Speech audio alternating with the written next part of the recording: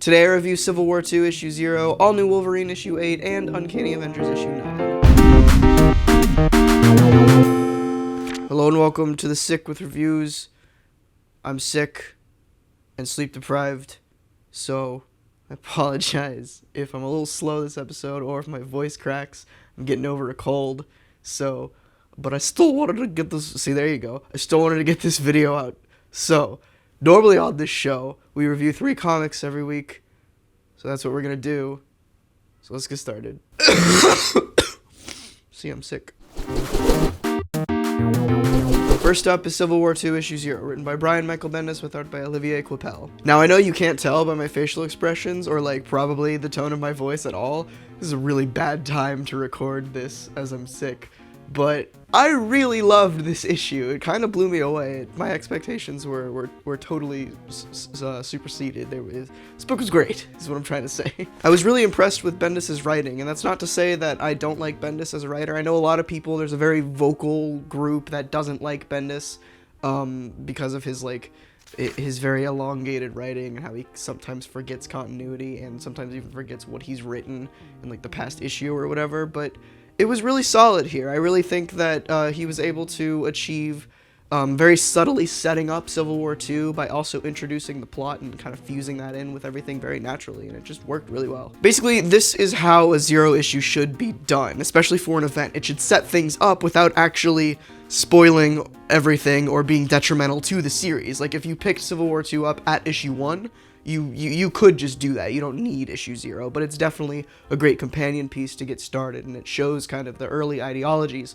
of some of the characters that are going to be major players in Civil War II. As far as the art goes, it was gorgeous here. I know David Marquez is going to be penning the rest of this book, but Olivier Coipel did a fantastic job with this 0 issue. It was really well done. And honestly, Coipel has improved so much since the last big Marvel event he did, which was House of M back in 2007 or 8 or something, but he's really stepped up his game for this issue, and I'm not sad that he's not penning the rest of the series because David Marquez is one of my favorite artists, and I've been missing him on Invincible Iron Man, so I am excited to see that. This issue does really get me excited for the future of the Marvel Universe, though, because it does seem like the Civil War part of Civil War II is going to be as powerful and as strong as the original Civil War, which could have major implications on the universe to come. So yeah, this book was really good. If you're hesitant about Civil War II, just pick this one up, and if you still don't agree with kind of what they're doing with this event, then just drop it and just read what you're reading. I'm sure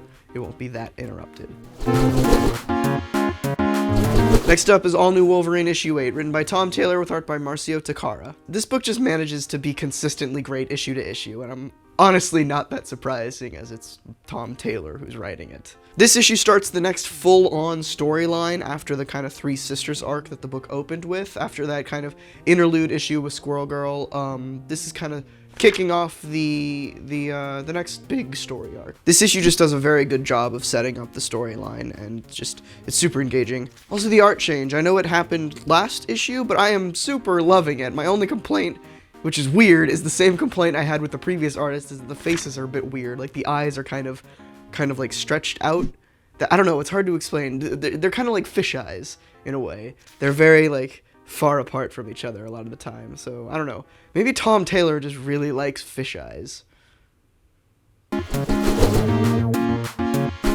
finally is Uncanny Avengers number 9, written by Jerry Dugan with art by Pepe Larraz. This book continues to just be kind of surprisingly great. I never really expect it to kind of be a good book, but it's always it's just been a solid book all around. I'm just always hesitant to pick it up because especially with the last few issues, I kind of felt like it was losing its footing somewhat, but this issue, I'm glad I picked it up because it definitely seems to be back on track after Standoff.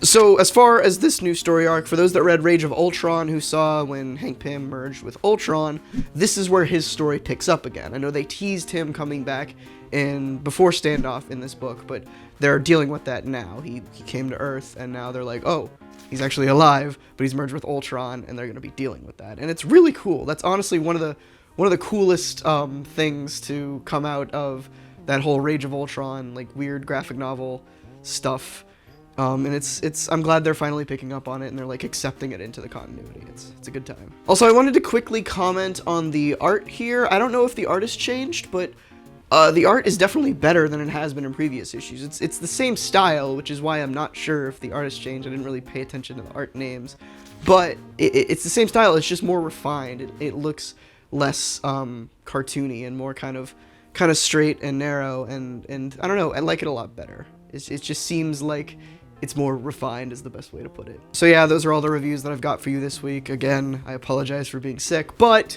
let me know what you thought about your pulls in the comments, or what you thought about the books that I picked up this week. And of course, before you head out, be sure to subscribe so you don't miss out on anything that I upload every other Wednesday and every Saturday. That all being said, thank you so much for watching. Next time, I won't procrastinate for like 5 days out of the week because I'm sick and just use that as a constant excuse and then finally film. But I'm very obviously sick.